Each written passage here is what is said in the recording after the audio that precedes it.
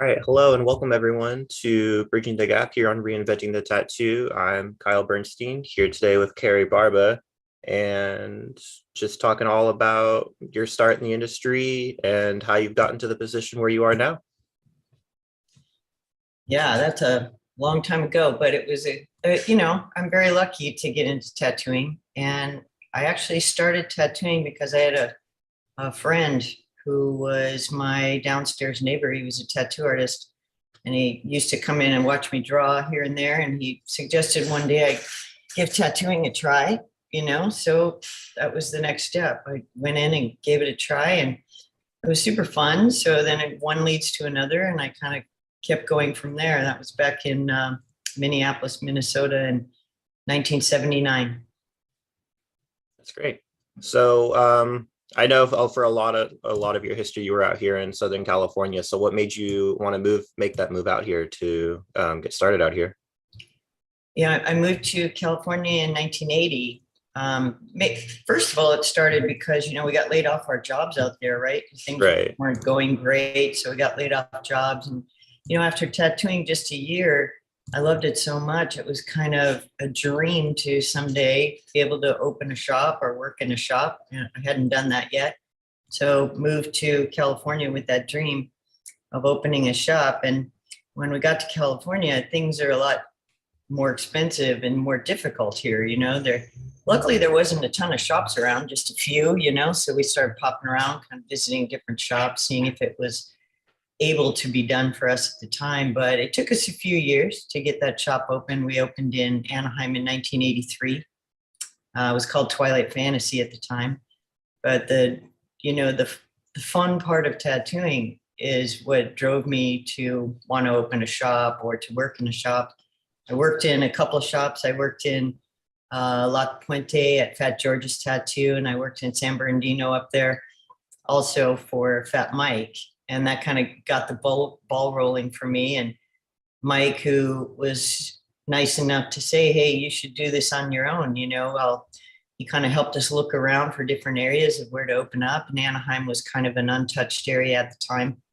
There was one little bitty shop there with one guy working in it. But he was very welcoming and he was like, yeah, open up. His name was Greg. And he didn't work too long. He wasn't totally into tattooing. He was more of an artist and kind of did it as fun. So he later on stopped tattooing. And the nearest shop other than that was in Santa Ana, California, which was about 30 miles from Anaheim at the time. So that worked out great. And that's where we opened up, right on Beach and Ball in Anaheim. Great. So I'd love to know a bit, just about what it was like for you to get started in industry, because I know it was I'm sure a very tough start because back then it was a very rough industry. It was very not welcoming to women and all sorts of other groups. So I'd love to just hear kind of a bit about that and the struggles that came along with that. Yeah, it was interesting because it comes up a lot, this conversation. And for me, being a woman, I didn't really realize it too much until I actually got into the shop and started working. I wasn't realized that there was those struggles because nobody said it to my face. Nobody came out and said, hey, you shouldn't be tattooing as a woman.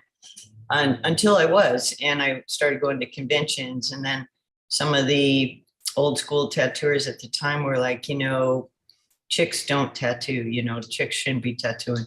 And I didn't understand that at the time. And more that I was in the industry, that hurdle became a little bit harder because I would have even male clients just walk out, they just didn't want to get tattooed by a girl. So it was pretty new in my world because I had never been faced with that kind of thing before. I was pretty young, I started tattooing at 19. So hadn't faced that many hurdles until I got into tattooing, but it was difficult. It was hard to even consider getting into it. And I think because of my friend who is the tattoo artist, Neil, I think that was why it was a little bit easier for me because it was almost like I had a filter, right? It wasn't like I was trying to do it all on my own. And he would kind of tell me, it wasn't an apprenticeship, but he was basically like helping me in a sense, right? Like, well, where do you get your stuff? Well, people buy stuff here, how do you do it? Well, you just kind of got to do it this way. And so it was kind of fun. I started actually with him, I would draw some things on for him before I even tattooed. I would draw on the skin and he would then tattoo it, So, and I started cleaning in the shop. I actually was shop help before I even knew I was shop help. I started kind of going in and cleaning the shop for them and scrubbing it down, and, not with the intention of working there, but just because I like the shop. I just kind of went in and helped out. So I think that was what helped make it easier, was the fact that I had friends in the industry already, that helped quite a bit. So that was one of the things that helped me get going. But hurdles along the way for me were a little bit less, because I ended up with guys who were accepting, right? Whereas a lot of women, they don't get that. Or people of color, for instance, like Fat George was Hispanic. So, it wasn't really ever slapped in my face until later on. Right. Yeah, it's definitely, it's come a long way since then, thankfully. So Yeah. it's great to see where it's evolved to. Yeah, definitely, and we're lucky because we live in an area that's more accepting, right? Yeah, definitely. Yeah, we could live in some areas of the world that are not going to be as accepting as where we live here, and we're able to, with the majority of people, are accepting of all different types of people. And, you do have those hurdles that come up with clients who aren't accepting of that. And, other tattoo artists in some different areas that they don't want it, but we're here to help all of us move forward and everybody be accepting in this industry. Absolutely. So what kind of learning opportunities were there as you were coming up doing your thing? Because I know the amount of information that there is now is way different than what there is back then, especially with the amount of artists that are trained artists that are in the profession now. Right. So what kind of opportunities were there for learning, whether it be like just tattooing in general or art opportunities? Yeah, there weren't any opportunities really. The only way you could see tattoos was in tattoo magazines, and those kind of started in the late 70s. And it was usually in biker magazines. It wasn't a specific tattoo magazine at first. So they would be like Outlaw Biker or something would have a section of tattoos for a while. And then eventually the first tattoo magazines came out. So you could look at them there, or you could start to go to conventions at that time, which were only like once a year, but nobody was willing to share information at that time. It was really difficult people didn't want to share their secrets, or they didn't want to help somebody else become their own competition. So there weren't things like, Instagram or YouTube and stuff like that. So you basically just had to go about it the best that you could and study your art your own way. Not very many people went to art school at that time either. It was just people who loved art and picked it up and started doing it. They didn't go get a degree first and then get into tattooing after that. It was really rare. There were some, absolutely. And there were some people who were willing and helpful if you could find that person. Like back in the day, like I mentioned earlier in my career, that like Charlie Wagner, he taught a lot of women to tattoo.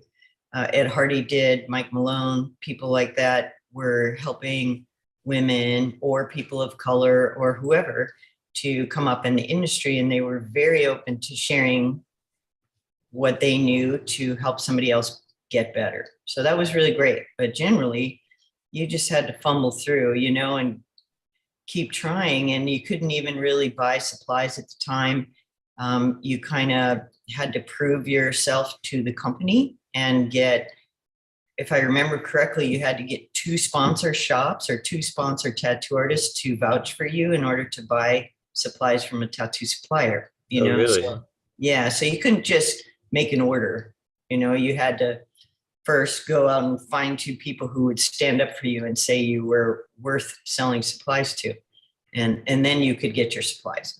Right. And get on that list. And conventions were kind of similar, so you could go in there, but if you weren't seasoned, let's say, you kind of felt out of place because everybody was extremely tattooed. Everybody was really close to each other. The community was pretty tight as far as knowing each other. And if, a new person showed up and said, hey, I want to be a tattoo artist, you weren't going to get any real help. That wasn't going to help out at all, right? Yeah, you can wander the streets or the floor of the convention and watch people was pretty much how you learned, if you were trying to learn at the time, unless you could find that apprenticeship, which was pretty hard to do. You had to go in and, scrub floors and clean toilets and do the grunt work at a shop before you could get an apprenticeship. It's pretty hard. Right. Yeah. I mean, throughout the learning that I've been doing with these interviews, it's just been amazing to see like the change that's happened within, even the past 20 to 30 years in the industry and just how much it's evolved.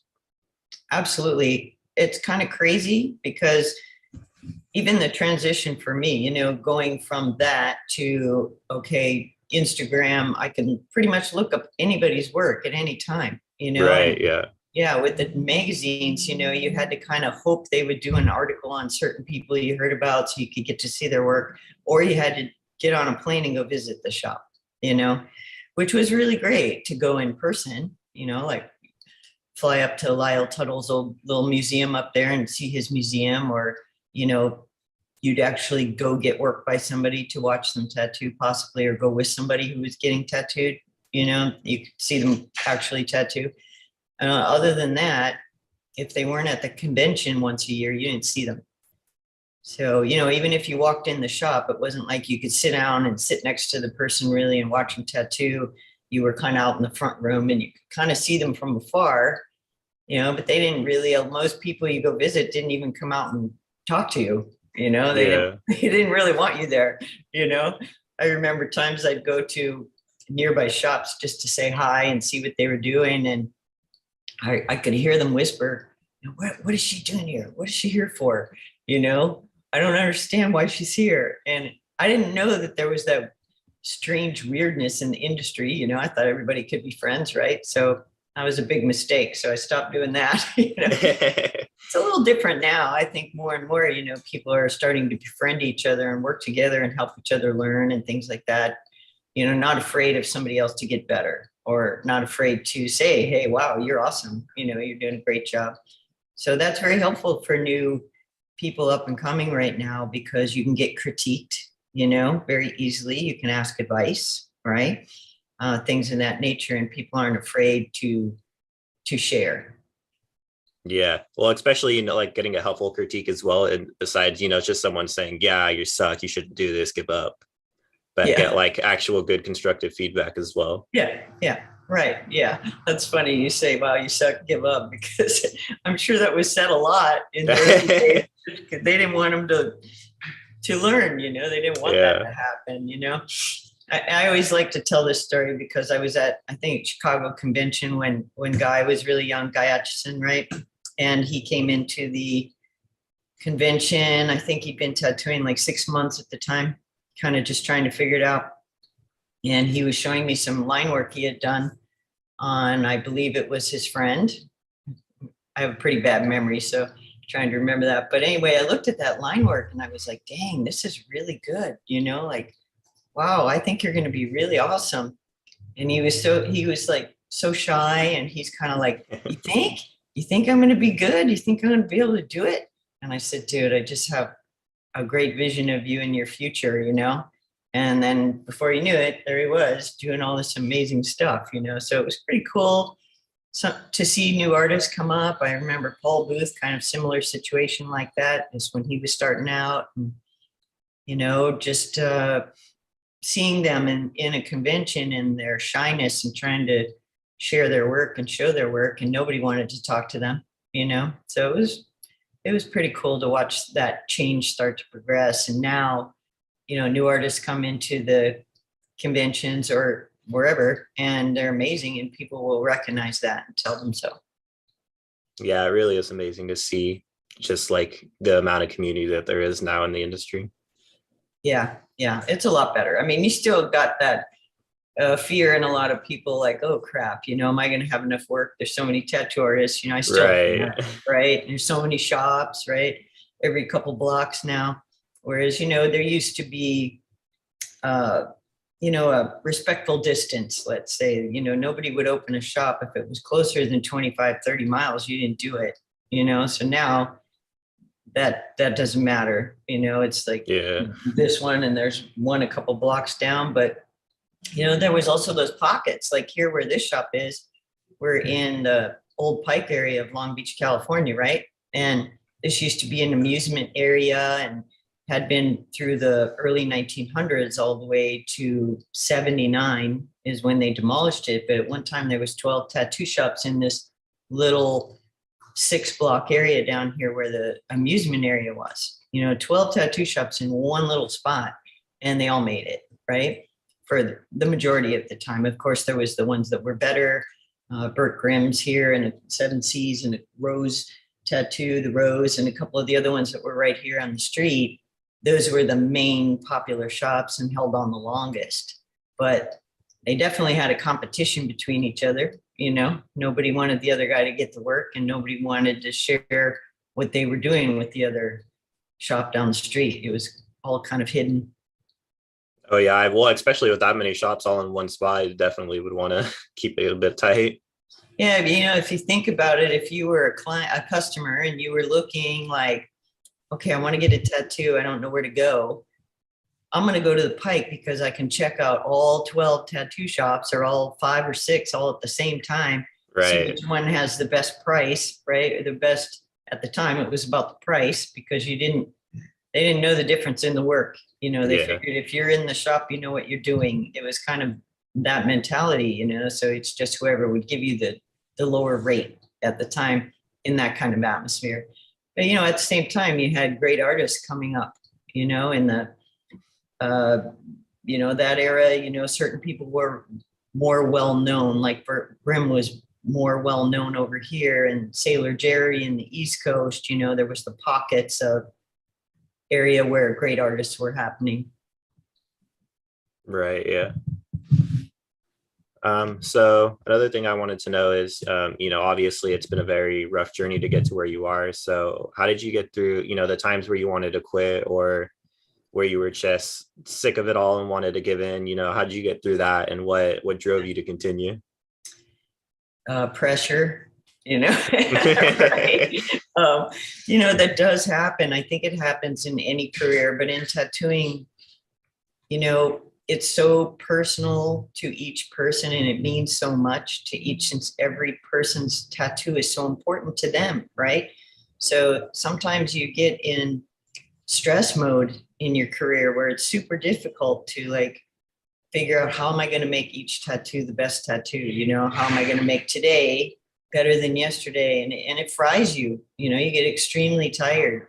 And so, life balance I found is really important, take a little trip here and there, even if it's take a week off, like once a year, and just rejuvenate, or, go camping, or, some people go surfing, or whatever it is you love to do, you try to keep that kind of balance also.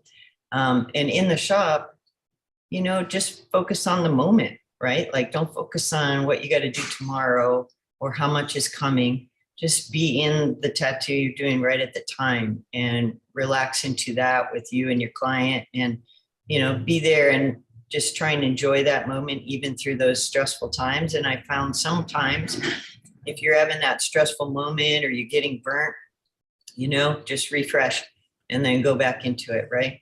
Yeah. Yeah. I tell young people too, now, I've been tattooing, this will be my 43rd year. So what's important for me to help them learn also, besides that, is to kind of move your body in different ways, because, when you're in your 20s, 30s, you're feeling great, right? You don't feel strong. Your body feels good. You don't feel like later you're going to get sore and achy and have back issues or hand issues or any of that. So I try to get people doing certain stretches or doing yoga, things to move their body in different directions so it doesn't cause you a bunch of crap later on in your life, right? and you Yeah. can't. I'm already hitting that. You're already hitting that. Yeah. Yeah. Yeah, that's when you got to work on it then, right? Yeah. Well, hey, No, better 'cause, now than later. yeah, we're like this all day, you know, so you got to open up and move the other direction in order so it helps your, yeah, see, we all start doing this, and Yeah. crouching down. Then I'm like, okay, sit up, you know.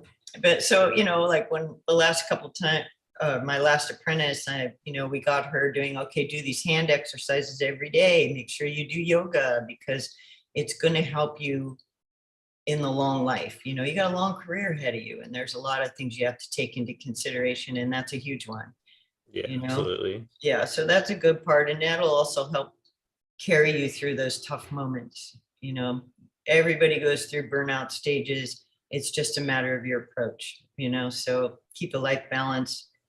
You got to burn out, go visit a couple good artists and kind of rejuvenate yourself, and that'll help you keep going. Yeah. And in terms of, because especially, being in California, very expensive out here. Um, how'd you get through the financial struggles in the early stages? Uh, at first, when I first started tattooing, I had another job always, Hmm. right? So I didn't just jump in and tattoo. I worked a lot of little smaller jobs and kind of tattooed on the side. So my first couple of years, I was only tattooing on the weekend, you know, Right. so financially, I was okay because of that. And then when my career started becoming more lucrative, where I was making enough, then I stopped doing the other job and started tattooing full time. So that was a huge thing for me. Some artists are lucky enough to have clientele now right off the bat, you know, so depending on your style and how good you are, where you live, that kind of thing, it's possible you could make it right off the bat. You know, it just depends on the individual, right? Yeah. In most shops, like it's very common to feed the new people some work, you know, so find out what they're good at. And then the other people in the shop will generally refer clients they can't take or different styles, things of that nature, and refer them to the newer artists, you know. So we do that here all the time with each other. We share back and forth. So there isn't a financial struggle for the people who are here, you know. Yeah. Oh, that's good though. Yeah, extremely good, you know, because everybody's got to make it. And, you know, I know some people struggle more than others financially in that means. But yeah, that second job might have to be there a while, right? Yeah. Well, whatever it takes to get it going though. Yeah, that's right. That's right. If it's your dream, you'll figure it out, you know? Exactly. Yeah, you'll figure it out. Keep struggling. I mean, myself, I didn't do that full time. And what I did also, besides having a second job, when I first started getting into tattooing, is back then Flash was hugely popular, you know? So one of the guys, Mike Brown, who worked at Good Time Charlie's, right? He told me, he goes, why don't you draw some Flash and sell Flash? And I'm like, oh, you can do that? You can sell Flash to the suppliers, right? So I started drawing like a sheet a day. And first I sold to Ernie Carafa, you know, who bought some Flash. And so that was my financial beginning in tattooing, was actually drawing Flash. So I did 28 sheets for him, and then I did 350 some sheets for Spalding or Rogers, which was the main supply place at the time, right? So Flash isn't so huge right now, but it's got a comeback, right? It's starting to come back. Like people are really getting into Flash days and drawing Flash and stuff like that. So I bet if you started drawing Flash and trying to sell it, or even designs, you could make some extra money that way too. Yeah, I mean, some of the shops out here too, I've been seeing that they've been starting to do a lot more flash days, like once a Yeah. month now, and it's been great though. Yeah. It's good to see it come back. You know, I think it would be hard. I've done one of them, right? And it about Mhm. killed me. I was like, oh God. About how that So yeah, works. it's just because it's back to back to back. Right. Yeah, there's so much of it. I mean, I'm used to having one client all day now. And so, you know, when you're get one done, set up, you know, do another, get one done, set up, do another, there's a lot more stress involved in that than there is in one client you just chill out with all day, you know. Yeah, But definitely. I think it's great that people are bringing those Flash days back and getting back into the energy of that, because I think the energy of that is super exciting, you know, and it helps you just learn to deal with so many different types of people, different art, things like that. I think it's really cool. Yeah, definitely. So in terms of, the business side of things, what's, I guess, something that you would kind of recommend to the newer artists out there in terms of getting stuff started off the ground, or maybe someone who's just recently thinking about opening a shop, some kind of business advice that you would give them? Gosh, I'm really bad on the business side, because when I came up, tattoo shops are really a business now, right? Hmm. There's so much involved in doing them, including with city stuff, with medical stuff. There's a lot.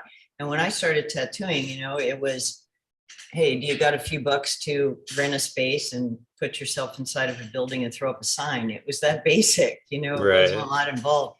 So now there's a lot more to it. So I would strongly recommend some business classes, accounting classes, even, bloodborne pathogens teaches you a little bit, but there's a lot of medical stuff you really need to learn. So studying some of that, I think, is hugely important also. But if somebody's going to open an actual shop, they need some structural business classes, definitely, a Yeah. local community school, something like that. Unless they have a natural ability at it, but even accounting part of it is super hard. That it's a lot more involved than it used to be years ago. And so I recommend that for sure, alongside your art, so you got that going on already. So there's a lot to do, because you got a lot of different things you got to learn. Yeah, well, especially because it's kind of a one-man team kind of thing, so you got to really like cover all assets of it. Yep. Yeah, a lot of people are doing it on themselves by themselves, which does make it easier, if you're alone, but then you don't have the camaraderie and the other people around you helping you to learn. Right. I personally like a shop with that energy, of different artists doing different things and helping each other out, and commenting, and that's what I like. We have our quiet moments when there's nobody necessarily here, and then we have our busy moments where the energy in here is just roaring and going. And along with that energy, customer service is huge. A lot of people kind of, different businesses will get some attitude about what they're doing, and I'm not that kind of person. I want to be kind to the customer, be kind to the people walking in the door, have a little humility, and Yeah, I think that we're here to help them, as without them we don't have our business, right? exactly. Yeah, so keep that in mind. Yeah. All right, great. And then just to kind of wrap things up as like one last overall topic, for all the new people out there in the industry trying to make it a start, what's your biggest piece of advice to them as they continue to struggle through making it? Yeah, just keep trying. If it's really your dream, don't give up, right? Find the avenues you need and move forward. I think there's a lot of tattoo artists who are artists in general, who struggle and give up on things, and go through bad times. I mean, our personality types are difficult in the first place as an artist, right? We go through a lot internally, struggling with, is it perfect? Is it not perfect? But just try and be a little more easy with it and let things flow, and keep moving forward. Yeah. All right. Well, hey, thank you so much, Carrie. I really appreciate you Sure. taking the time to come out for this. Sure, no problem. It was nice to meet you. Nice piece of artwork right behind you there. Oh, yeah. Thank you. Yeah, that's cool. That's cool. And I'm here in my shop, so we're going to be tattooing here a little bit. Things will get roaring and going, and be a great day. All right. Yeah. And then go ahead as well as, let everyone else out there watching who doesn't already know where they can find you and all your work and all that. Sure. So my name's Kari Barba, and so even on Instagram, that's where that would be. And I'm at Outer Limits Tattoo, which is 2 locations, but I work in Long Beach location, which is down here in the Pike at 22 South Chestnut Place, Long Beach, California. We have another shop in Costa Mesa also, at an area called the Camp, which is pretty cool. It's kind of a natural center, so everybody in there, is organic or natural based, and so that's a pretty cool area over there. Anyway, come on in, check us out on Instagram. We got a lot of great artists in the shop too. all doing different styles, great people. Yeah, very lovely shop over there. Yeah, thanks. And we got a little museum, because we are the oldest shop in the nation, and luckily to be the second oldest in the whole world. So we have little museum stuff. You can come check it out, walk through the shop, get a little tour if you'd like. We have plaques up too. So if you want to do self-guided, kind of read it along the way, that's always welcome also. Awesome. All right. Well, again, thank you so much. I really appreciate it. Yeah, thanks, Kyle. Have a good day. All right. Thank you. You too, Kari. All right.